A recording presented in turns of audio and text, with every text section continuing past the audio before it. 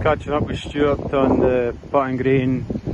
He's doing the top dressing procedure behind all the work the guys have done. So all the coring's done, the scarifiing's done, the seed has been dropped into the holes and marks were made, and Stuart's now dressing sand onto the area, which will then create a nice seed bed on top of the seed and help to level out the surface for the golfers.